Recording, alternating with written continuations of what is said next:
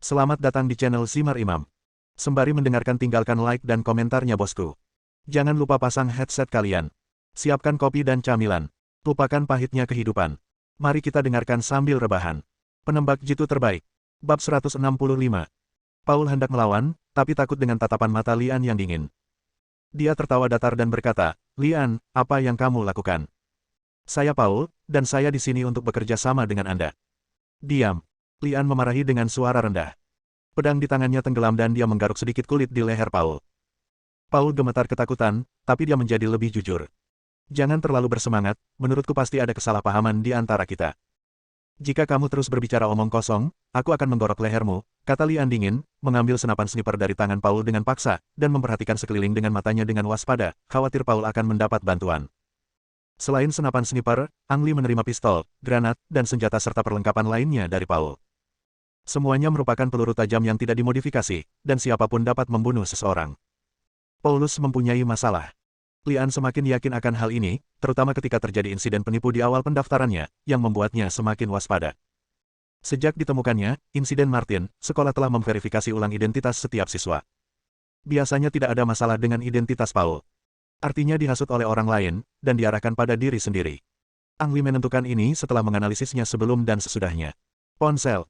Lian menemukan benda keras di bawah celana Paul.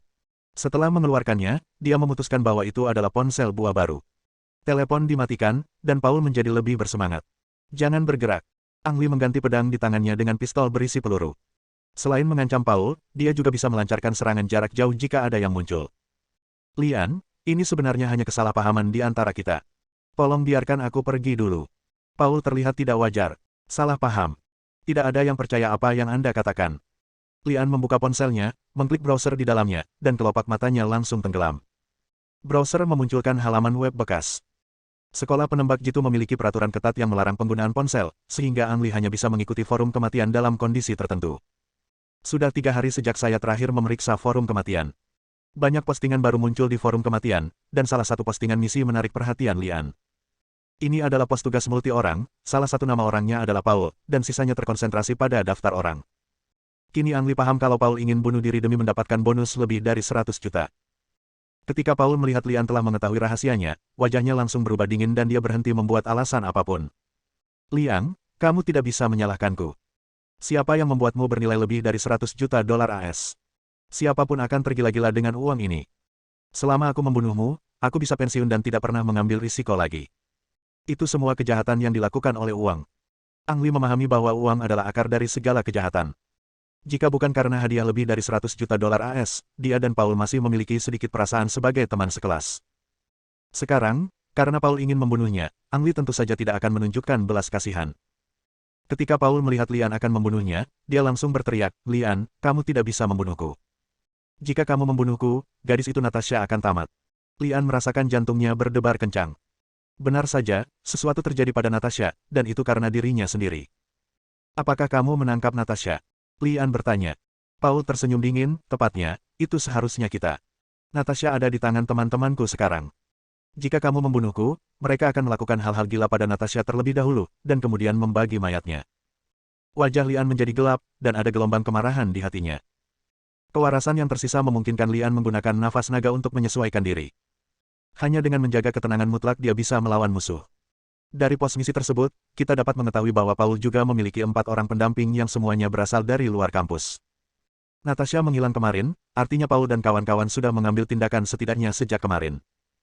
Mereka menculik Natasha terlebih dahulu dan bersembunyi di belakang sekolah, berharap menggunakan Natasha dan ujian bulan Maret untuk bunuh diri. Kematian diperbolehkan di bulan Maret jadi meskipun Paul membunuh Ang Li, itu tidak akan menimbulkan kecurigaan siapapun. Harus dikatakan bahwa Paul memiliki rencana yang matang. Satu-satunya kesalahan perhitungan adalah dia tidak menyangka akan jatuh ke tangan Ang Li. Paul mengira dia telah mengendalikan Lian, dan berkata dengan wajah bangga, "Lian, kelemahan terbesarmu adalah kamu terlalu penyayang. Selama Natasha ada di tanganku, tidak ada yang bisa kamu lakukan padaku. Sekarang, aku memerintahkanmu, lepaskan aku." Lian menatap Paul dan berkata, "Apakah menurutmu aku tidak berani membunuhmu?" Paul ketakutan oleh mata dingin Lian, dan merasakan hawa dingin di hatinya, tapi dia memaksakan dirinya untuk tersenyum dengan tenang. "Natasha adalah wanitamu, kamu tidak ingin dia hidup." "Paul, kamu salah," kata Ang Li tanpa ekspresi. "Apakah aku salah?" Paul tampak sedikit terkejut. Lian berkata, pertama, Natasha adalah dokter sekolah, bukan wanitaku.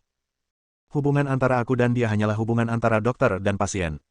Kedua, karena kamu mengancamku dengan Natasha, maka selama aku masih hidup, Natasha akan baik-baik saja kan? Paul tampak ngeri dan berteriak, tidak, Lian, kamu tidak bisa melakukan ini, membunuhku akan membunuh Natasha. Lian mendengus pelan. Natasha akan hidup, dan karena dia masih hidup, orang-orang itu tidak akan membunuh Natasha. Lian, aku hanya bercanda denganmu. Kami adalah teman sekelas. Bukankah Anda orang Tionghoa menghargai hal terpenting tentang teman sekelas? Lagi pula, kamu tidak bisa menjelaskannya ke sekolah meskipun kamu membunuhku, kan? Lian, kamu tidak akan membunuhku, kan? Petik 2. Paul sakit parah sehingga dia mencari perawatan medis dan memberikan beberapa alasan sekaligus untuk menghentikan Lian. Lian terlalu malas untuk berbicara omong kosong dengannya. Dia tidak boleh bersikap lunak terhadap musuh. Dia mencabut pedangnya lagi dan menikam jantung Paul.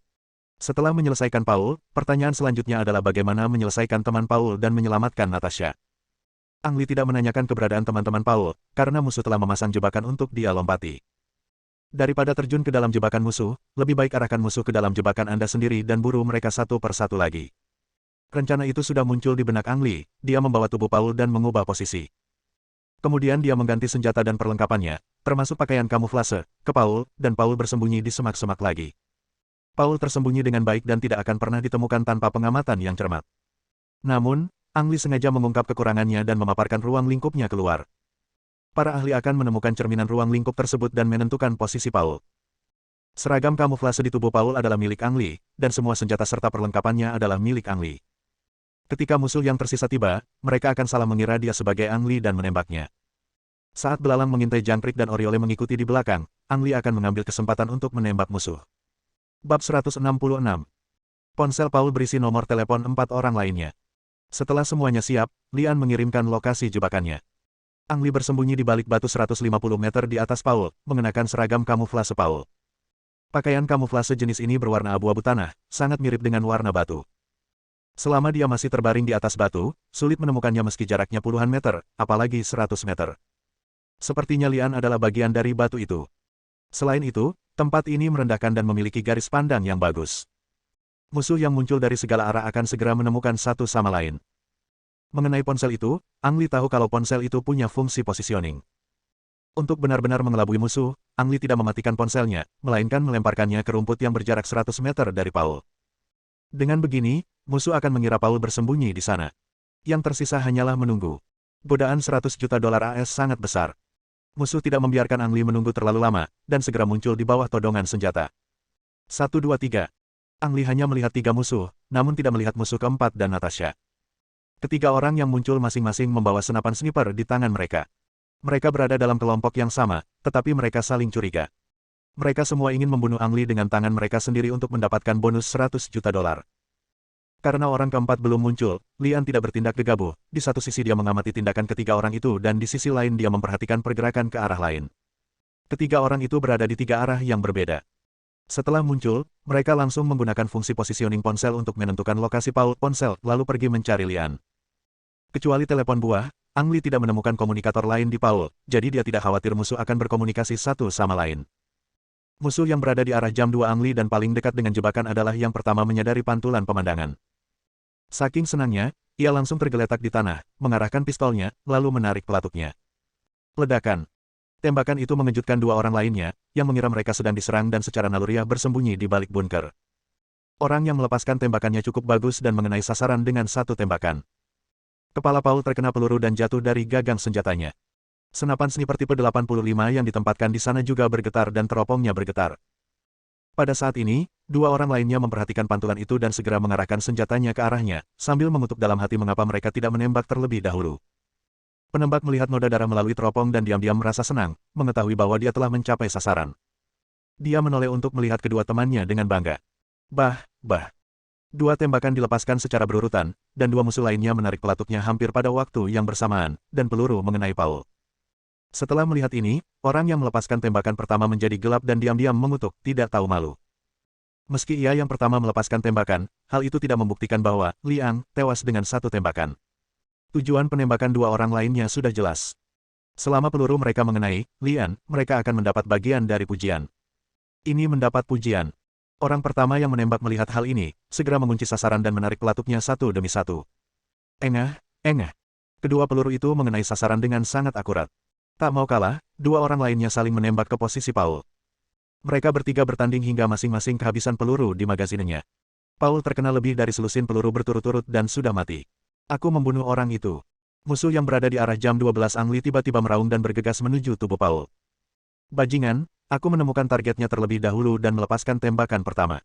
Dia dibunuh olehku. Musuh di arah jam 2 Ang Li segera keluar.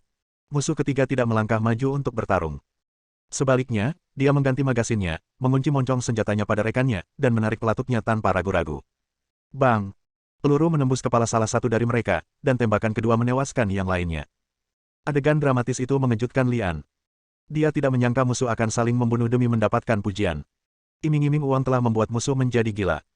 Setelah membunuh dua temannya berturut-turut, yang terakhir menunjukkan senyuman gembira dan mengutuk dengan suara rendah, idiot. Dia tidak segera keluar, tapi melihat ke arah Paul Ponsel. Dia tidak ingin ditembak mati oleh Paul Ponsel begitu dia bergegas keluar. Dia mengeluarkan ponselnya dari sakunya dan menekan nomor Paul. Dengeng dengungan. Ponsel Paul bergetar, namun tidak ada yang menjawabnya sehingga membuat musuhnya mengerutkan kening. Setelah ragu-ragu sejenak, musuh menutup telepon dan berteriak, Paul, hanya kamu dan aku yang tersisa di sini. Kita tidak perlu saling membunuh dan membagi hadiah uang secara merata. Kamu dan aku tidak bisa menghabiskan semuanya dalam hidup kita. Paul sudah meninggal, jadi wajar saja dia tidak bisa menjawab. Setelah musuh menelepon dua kali dan tidak melihat jawaban, dia merasa kesal dan menembak dua kali ke posisi ponsel Paul. Paul, apa, kamu mau memonopoli 100 juta itu? Teriak musuh tidak puas. 234 meter, arah angin ke utara, kecepatan angin 0,5 meter per detik. Ang Li mengunci kepala musuh melalui teropong dan diam-diam menghitung faktor-faktor yang mempengaruhi penembakan tersebut. Jari yang menekan pelatup dengan ringan tidak menarik. Crosshair hanya berada di kepala musuh untuk waktu yang singkat, dan Ang Li mengalihkan pandangannya ke tempat lain, meninggalkan musuh seperti badut yang melakukan pertunjukan satu orang. Total ada 5 musuh, dan yang terakhir belum muncul. Natasha masih dalam krisis, dan Ang Li enggan membeberkan targetnya sebelum waktunya. Di mana? Apakah kamu belum sampai? Ang Li telah mencari jangkauan visual beberapa kali, namun masih belum menemukan musuh terakhir atau Natasha. Musuh terakhir membawa Natasha, jadi mustahil untuk bersembunyi dengan sempurna. Satu-satunya penjelasan adalah dia belum sampai di sini.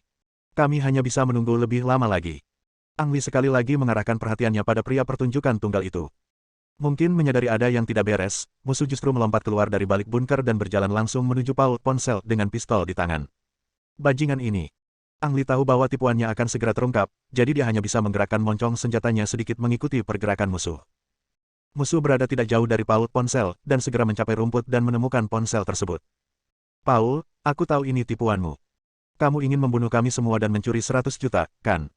Musuh menginjak telepon dan berteriak dengan marah. Bodoh. Lian tidak bisa berkata-kata. Pihak lain benar-benar terpesona oleh uang itu dan benar-benar mengira bahwa jebakan yang dia buat adalah jebakan Paul. Tidak. Lian menarik pelatupnya. Targetnya jatuh ke tanah dalam sekejap, dan dia bahkan tidak tahu bahwa dia telah mati di bawah senjata Ang Li. Bab 167. Meski Ang Li yakin musuh terakhir belum muncul, Ang Li tetap berencana berpindah posisinya setelah melepaskan tembakan. Dia menyelinap keluar dari balik pakaian kamuflase, meninggalkan pakaian kamuflase di tempatnya. Dia melompat beberapa kali dan mencapai jarak lebih dari 10 meter, dan memindahkan batu seukuran wastafel dengan seluruh kekuatannya. Terdapat celah di bawah batu yang cukup besar untuk dijadikan tempat bersembunyi. Jika ditutup dengan batu seukuran wastafel, maka akan terbentuk bunker alami. Bisa dibilang bersembunyi di bunker ini sangat aman, bahkan peluru 12,7 mm pun tidak akan mudah melukai Ang Li. Satu-satunya kelemahan adalah sangat tidak nyaman untuk masuk ke dalam celah, dan jangkauan pergerakan sangat terbatas. Sekali ketahuan oleh musuh, maka akan sangat sulit untuk digerakkan. Maka dari itu, posisi ini bukanlah posisi sniping yang paling ideal. Kali ini, saat itu, Ang Li tidak memilih tempat ini sebelumnya karena musuhnya terlalu banyak, tapi sekarang setara dengan 1 lawan 1. Selama musuh muncul, Ang Li bisa menjamin dia akan terbunuh dengan satu tembakan, sehingga tidak akan ada kesulitan dalam bergerak.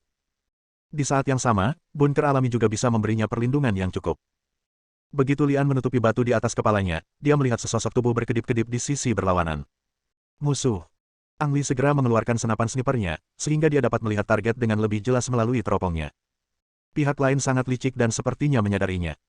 Dia menghilang di balik pohon dalam sekejap, meninggalkan Lian tidak dapat melihatnya. 300 meter jauhnya, kecepatan angin. Lian menyesuaikan penggaris dan menghitung dalam hati, menunggu musuh menampakkan kepalanya lagi. Semenit kemudian, secepat kilat, orang lain itu turun dari balik pohon ke semak-semak yang jaraknya 3 meter. Posisi ini berjarak kurang dari 100 meter dari mayat terdekat. Setelah mengintai, diam-diam dia mengamati situasi sekitar dengan senapan sniper. Saat lawan berpindah dari balik pohon menuju semak-semak, Lian semula sempat menembak, namun di saat kritis ia mengangkat jarinya ke pelatuk. Pertama, Lian memikirkan sesuatu. Natasha menjadi sandera di tangan musuh, dan tidak mungkin musuh terakhir akan meninggalkan Natasha sendirian. Kedua, Ang Lee mengenali senapan sniper di tangan lawan. Senapan sniper Heckler dan coach PSG-1. Itu Philippus. Lian memastikan identitas Philip dan tahu bahwa dia pasti mendengar suara tembakan dan datang untuk memeriksa situasi, tapi di saat yang sama dia sangat bingung. Kemana perginya instruktur Mali dan instruktur lainnya? Apakah segitiga besi telah putus? Selama periode ini, saya hanya mendengar 3 siswa lagi tersingkir, tetapi saya tidak mendengar kabar apapun tentang segitiga besi yang tersingkir. Apapun alasannya, Philip kini bertindak sendiri. Ang Lee sangat senang karena dia tidak menembak sekarang, kalau tidak, dia akan membunuh temannya secara tidak sengaja. Philip tidak menyadari Lian bersembunyi di bunker yang berjarak 300 meter. Setelah bersembunyi di tempat selama 3 menit, dia mulai dengan hati-hati menyelinap menuju mayat terdekat. Bukan siswa di sekolah. Philip mengerutkan kening, tahu ada yang tidak beres. Wow! Sebelum Philip dapat melaporkan situasinya di sini, tiba-tiba terdengar suara, dan Philip berguling di tempat dan bersembunyi di balik pohon. Natasha. Lian mengangkat kelopak matanya sedikit dan melihat Natasha dengan tangan terikat di belakang punggungnya dan wajah kuyu muncul pada pukul 1, sekitar 500 meter jauhnya. Kemunculan Natasha membuat Philip mengerutkan kening. Keduanya disebut kakak beradik, namun nyatanya Philip yang sinis memiliki rasa sayang yang khusus pada Natasha. Kemunculan Natasha membuat Philip kesal, peraih Golden Bullet Award. Kondisi Natasha sangat memprihatinkan, selain tangannya diikat, mulutnya juga dilakban, dan ada bom mencolok yang diikatkan di dadanya. Lian, aku tahu kamu di sini, keluarlah. Suara agak serak datang dari Natasha perempuan. Ada walkie-talkie yang tergantung di sebelah bom, dan suara itu datang dari walkie-talkie. Di mana? Lian dengan cepat mengalihkan pandangannya ke belakang Natasha. Targetnya tidak sulit ditemukan. Seorang penembak jitu yang mengenakan setelan, Jili, mengikutinya 40 atau 50 meter dari Natasha. Dia bahkan tidak menyembunyikan apapun, dia hanya mengikuti Natasha, terlihat percaya diri dan tidak takut. Aku tahu kamu pasti telah menemukanku, tapi sebaiknya kamu tidak menembak, kalau tidak gadis cantik ini akan menjadi objek pemakamanku. Suara musuh terdengar lagi di interkom. Lian telah mengunci sasarannya dan dapat membunuh lawan selama ia menarik pelatuknya, namun jari pada pelatuknya tidak akan pernah bisa ditarik. Musuh memegang senapan sniper di bahunya di tangan kanannya, dan benda hitam seukuran ponsel di tangan kirinya. Orang kulit hitam itu jelas bukan walkie-talkie. Pihak lain berbicara melalui headset dan memegang remote control di tangan kirinya, yang dapat meledakkan bom di Natasha dari jarak jauh. Bukan hanya Ang Lee yang mengincar musuh, tapi juga Philip. Philip mengeluarkan peluru dari ruang senjata, mengambil peluru yang tidak dimodifikasi dari sakunya dan memasukkannya. Hanya dengan satu peluru, Philip bisa membunuh musuh, tapi seperti Ang Lee, dia tidak bisa menarik pelatuknya. Penembakan yang gegabah hanya membunuh Natasha. Natasha terhuyung ke depan, matanya berkaca-kaca, dan dia berusaha untuk tidak menangis. Oke, berdiri di sana. Musuh tiba-tiba memerintahkan. Natasha berhenti 60 meter dari Philip pas, dan langkah kaki musuh juga terhenti. Melirik temannya yang sudah mati dengan mata dingin, musuh berkata tanpa emosi, Lian, aku tidak punya banyak kesabaran. Sekarang aku menghitung sampai 3. Jika kamu masih belum keluar, biarkan gadis kecil ini turun dan temani saudara-saudaraku. Bajingan. Lian mengumpat secara diam-diam, merasa sedikit panik. Nafas naga itu beredar tanpa disadari, membuat kepanikan kembali tenang. 1. Teriak musuh. Tenang, aku harus tetap tenang. Lian diam-diam memperingatkan dirinya sendiri. 2. Musuh menekan ibu jari kirinya pada tombol peledakan, terlihat sangat tidak sabar. Panggilan. Saat ini, Philip tiba-tiba bergegas menuju Natasha. Pada jarak 60 meter, Philip masih membutuhkan beberapa detik tidak peduli seberapa cepat dia. Beberapa detik ini lebih dari cukup untuk seorang ahli penembak jitu. Senyuman muncul di sudut mulut musuh, salah mengira Philip sebagai Ang Lee, dan melepas senapan sniper di bahunya dengan desir dan mengangkat ibu jari kirinya sambil memegang remote control ke gagang pistol. Itu saja sekarang. Ang Lee yang sudah bersiap menarik pelatuknya. Di saat yang sama, Philip yang memberanikan diri keluar, terus mengawasi musuh. Saat musuh menurunkan senjatanya, Philip tiba-tiba berhenti, mengambil senapan sniper dan menarik pelatuknya. Bang, bang, bang. Ketiga tembakan itu ditumpangkan bersama-sama, dan 3 peluru penembak jitu terbang terhuyung-huyung di udara, masing-masing mengenai sasaran. Bab 168. Engah. Sosok Philip bergoyang dan dia terjatuh ke belakang, menyebarkan kabut darah ke udara. Puff, puff. Peluru pertama mengenai ibu jari kiri sasaran, dan peluru kedua mengenai jantung musuh. Ang Li selama ini membidik musuh, jadi pilihan sasaran tembak pertamanya adalah jempol kiri musuh untuk memastikan tidak bisa meledakkan bom di Natasha. Philip menembak dengan tergesa-gesa, sehingga sasaran tembakannya adalah tubuh bagian atas, yang lebih mudah mengenai sasarannya. Bang! Saat musuh terjatuh, Ang Li menarik pelatuknya untuk kedua kalinya.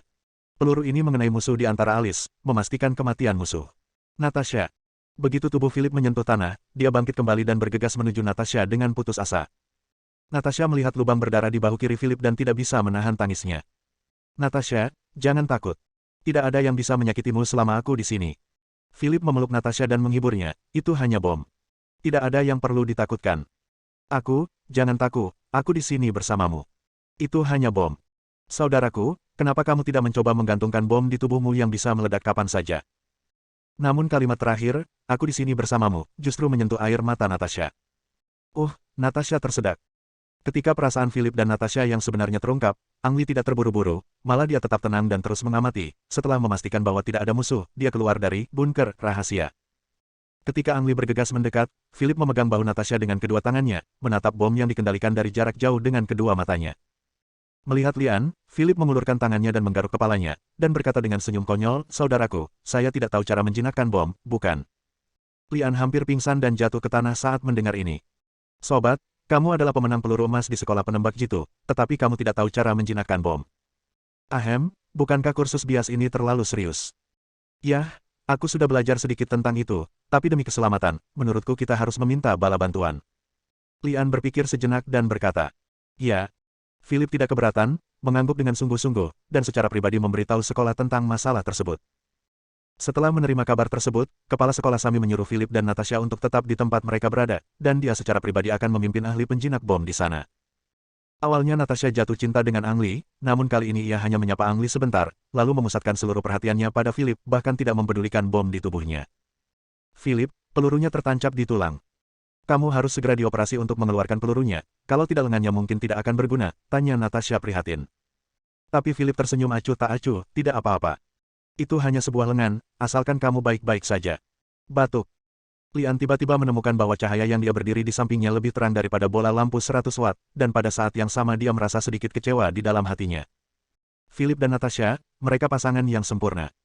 Bola lampu hanyalah bola lampu, demi keselamatan mereka berdua, Lian menyingkir sampai kepala sekolah semi membawa ahli penjinak bom. Selama periode ini, Natasha membalut luka Philip untuk menghentikan pendarahan. Lian, kamu tidak ada urusan di sini. Kamu bisa melanjutkan penilaiannya, kata kepala sekolah Sami kepada Lian. Mengenai Paul dan musuh yang menyerbu sekolah, keduanya memiliki pemahaman diam-diam dan tidak ada yang menyebutkannya. Setelah memberi hormat kepada kepala sekolah Sami, Lian berbalik dan bersiap untuk pergi. Lian. Philip tiba-tiba memanggil. Apakah ada yang lain? Lian berjalan mendekat dan bertanya. Philip berkata sambil tersenyum, kamu menang kali ini. Lian terkejut pada awalnya, dan kemudian menyadari bahwa yang dimaksud Philip adalah dia memiliki kesempatan untuk menembak dia. Tidak, kali ini tidak dihitung. Jika ada kesempatan, kami akan bertanding lagi. Philip bukanlah orang yang sok. Dia mengangguk dan berkata, oke, lain kali mari kita lakukan perbandingan 1 lawan 1. Lian mengangguk, memenuhi janji antar manusia, lalu mengambil kembali senjata dan perlengkapannya dari Paul dan pergi. Untuk berjaga-jaga, kepala sekolah Sami memberi Ang Li 5 peluru sungguhan untuk bersiap menghadapi keadaan darurat. Untungnya, 5 peluru asli ini tidak digunakan lagi pada ujian bulan Maret. Penilaian tersebut tidak terpengaruh oleh Paul dan kelompoknya. Kecuali beberapa orang yang mengetahui keadaan darurat ini, yang lain tetap mengikuti ujian bulan Maret. Waktu berlalu dan segera sudah larut malam. Seperti di awal, Lian menemukan semak tersembunyi untuk bersembunyi, dan menggunakan prostesis untuk membuat umpan di pohon tak jauh dari situ, dengan sabar menunggu musuh mengambil umpan tersebut. Selama periode ini, laporan dari Oliver datang dari waktu ke waktu di komunikator. Para siswa tersingkir satu persatu, dan hanya Lian yang tersisa. Bahkan tanpa Philip, instruktur Mali dan instruktur lainnya menunjukkan bakat bertarung yang luar biasa. Sekarang 1 lawan 2, Lian tidak tertekan oleh tekanan, tetapi penuh semangat juang. Tanpa disadari, ini sudah tengah malam, dan musuh terbesar yang mengintai sendirian bukanlah kesepian, melainkan kantuk. Apalagi setelah malam tiba, orang muda tertidur berbaring di satu tempat tanpa bergerak. Termasuk Lian, kelopak mata atas dan bawahnya sudah berkelahi. Jika bukan karena kemauannya yang kuat dan penggunaan nafas naga yang terus-menerus untuk menyesuaikan diri, Lian pasti sudah tertidur sejak lama. Untuk menghadapi instruktur Mali, Ang Li memiliki senjata ajaib yaitu pendeteksi panas. Detektor energi panas seukuran ponsel dipegang di tangan Lian. Alat ini berfungsi dengan baik dalam kegelapan, karena organisme apapun yang mengeluarkan panas tidak dapat lolos dari detektor panas jika tidak terlihat dengan mata telanjang. Kelinci, burung, dan hewan lainnya berlari melewati detektor panas. Jika instruktur Mali muncul, tidak peduli seberapa diam-diam dia bersembunyi, dia akan ditemukan oleh detektor termal. Satu-satunya kelemahan alat ini adalah ia memancarkan cahaya, sehingga mudah mengekspos pengguna. Oleh karena itu, Ang Li harus sangat berhati-hati saat menggunakan detektor energi panas. Untuk memastikan bahwa dia tidak terpapar, Lian tidak menggunakan detektor panas dalam banyak kasus. Dia hanya akan menyalakannya ketika dia mencurigai ada seseorang yang bersembunyi di suatu tempat. Berdesir. Di malam yang sunyi, bisnis kecil pun akan menyebar jauh. Lian mendengar suara itu dan segera menoleh. Pihak lain sangat waspada dan tersembunyi dengan baik. Lian tidak dapat melihat target melalui kacamata night vision. Namun, targetnya mudah ditemukan melalui detektor energi panas. Pihak lain bersembunyi sekitar 100 meter dari Lian, bersembunyi di balik pohon. Akhirnya sampai di sini. Lian mematikan detektor panas untuk mencegah dirinya terpapar, tapi dia tidak yakin apakah instruktur Mali atau instruktur lain yang muncul. Memikirkan penilaian pertama di mana Lian dikalahkan oleh instruktur Mali menggunakan prostesis, Lian sangat menantikan jebakan yang dia buat kali ini. Gigi ganti gigi. Bersambung.